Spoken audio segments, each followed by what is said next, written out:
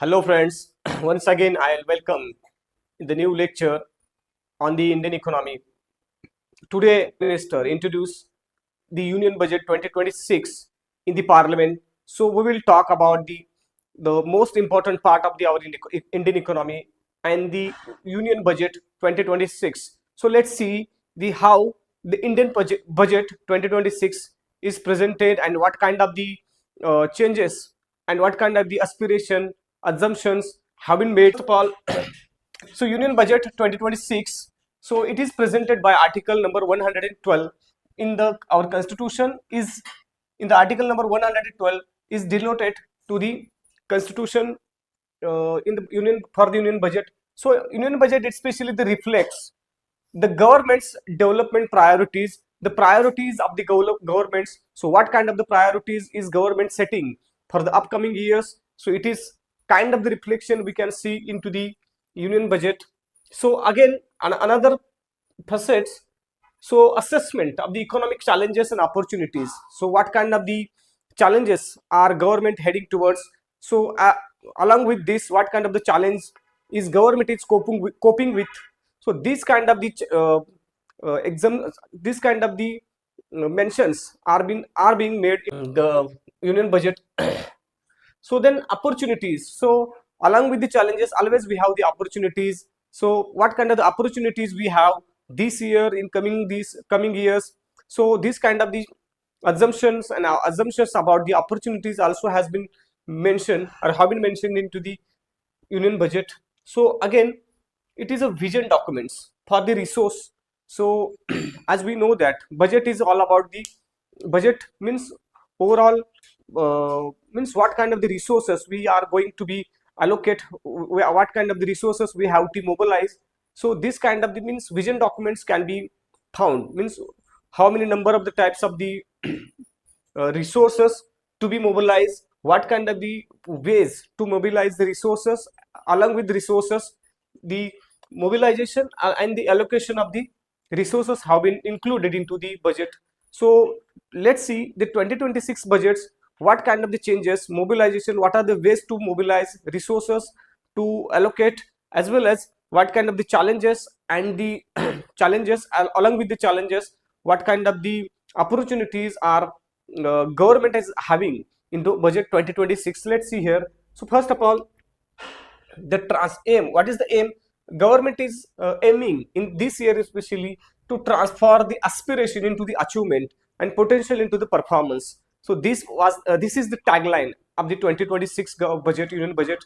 Means definitely India has been very much aspirational countries, but these aspiration need to be transformed, need to be converted into the potential and achievements. So achievements, India has, if you see the as far as our country is concerned, so from last 30 years, world is saying that actually India would be the superpower in the upcoming years. India is a major one of the major country for the global economic growth, but actually these kind of the words need to be reflected into the reality. So let's see here the transfer the aspiration into the achievements. So achievements must be there and the potential into the performance. So definitely we have the huge potential. So this is why recently, actually in this week also, the EU, the president of the European Union also has handmade the one of the mother of the all agreement has been signed with the India. So because of the potential we have and world is believing in us. So this is, but this definitely, but this potential need to be transformed and need to be reflected into the reality. This is why so government is also aiming here the potential into the performance. The performance need to be there. It is not enough just talk about our potential. So we last 20 years especially we have been discussing, we have been talking about our potential, but it must be reflected into the performance. So let's see here again the core, what are the three core values, 4 core values have been discussed in the Union Budget 2026. First one is a stability. So definitely India after the 1991 we have been connected the world economy and the every corner of the world. If there is a, if something is happening the around the corner of the world, definitely would impact the Indian economy as well.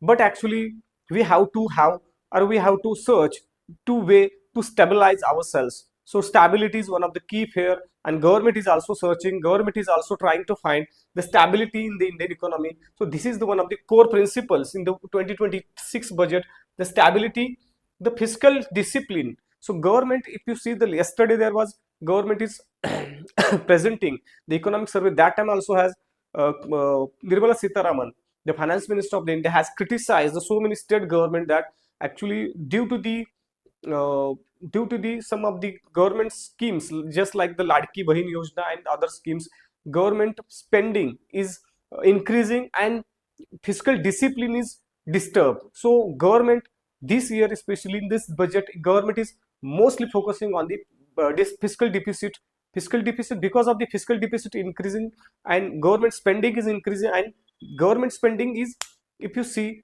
the such a type of the scheme is harming the stability and the economy of the country. So this is why government is now government is working on the to maintain, to have the fiscal discipline.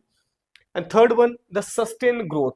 Definitely we government is targeting or aiming to achieve or to maintain the 7 and around the 7% growth rate this year. And it is a sum of the, so all out, if you see now the 41 around the 41%, around the 41% global growth, global economic growth comes from the only two countries, 70% from the China and India. Means China and India now are the global economic engines, we can say. In the last 2 years, these two countries have been especially contributing the India world economic growth, and this is need to be sustained and need to be maintained the growth engine of the world as well as Indian economic.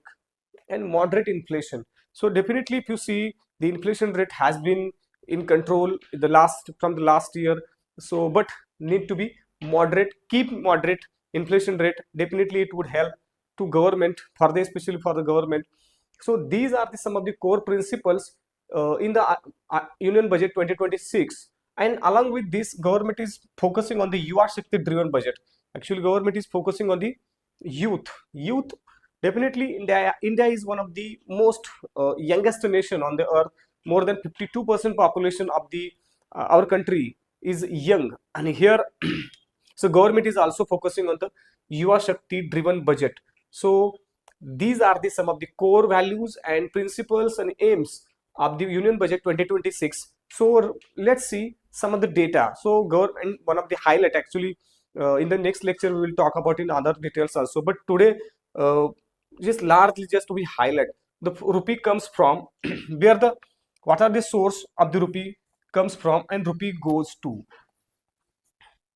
So if you see, the one of the most important source of the government's income here is the borrowing and liabilities. So government is here is having actually it has been one of the biggest source of the government income is the borrowing or liabilities, means taking the loan, external or internal, especially the internal government of India. Mostly 95% borrowing is internally for our country. So internal loan should be maximum here. And again the borrowing 24% loan or borrowings in income of the government comes from the borrowing. Next one is the income tax, is one of the also main income source of the government here, income tax. Then corporation tax, income tax of the companies, so it is called also corporation tax. This is also one of the major source of the government income. Then GST is also one of the major. So GST means number one of the biggest source of the government is the borrowing. Number second here income tax. Number third corporation tax. Number fifth, number fourth GST. These are the major four sources of the government's revenue. So here you can see the first, the 24% contribution comes from the borrowing, then 21% from the income tax, then 18% from the corporation tax. GST comes from the GST 15%, then others non-tax 10%, others non-tax and other, and union excise 6%, customs 4%. So these are the major income sources of the government. So these sources of the government. Along with the sources, some of the other capital revenue also would be there. So here we can see rupee goes to, so it is one of the important, so one of the biggest source of the spending, so state share in the taxes. So government has to share the tax revenue or tax with the states also. So 28 states in India, and their share is about or around the 22% in the central government's revenue. Then finance commission and other spendings, or the transfer, actually finance commission transfer and others transfer 7%, and other expenditure 7%. Civil pension means pensioners contribution, uh, government has to have the shares.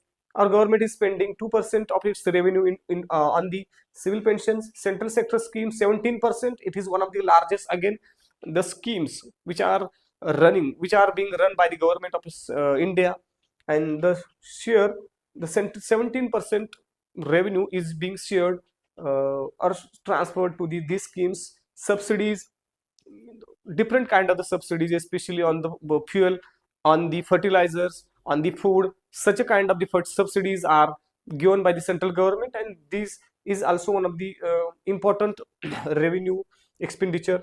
The defense is also has the biggest shares in the expenditure, 11%. Interest means government has taken so much liabilities, liabilities and borrowings to biggest. Here we can say interest, paying the interest is one of the major expenditure of the government. Then center sponsored scheme is also contributing 8% of the expenditure. So overall means how the rupee comes and how the rupee goes here.